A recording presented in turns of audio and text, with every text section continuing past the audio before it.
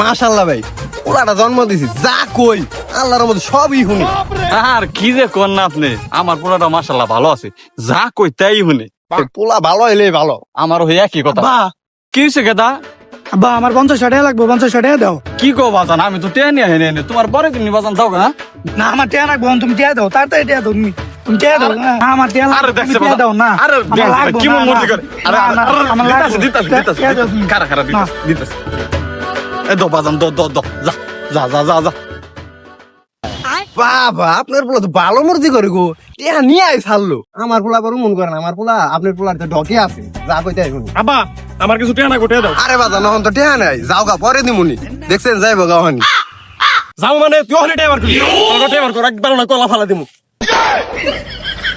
এইটা দে বাজান তো টিয়া নিয়ে যাও। চলো গো।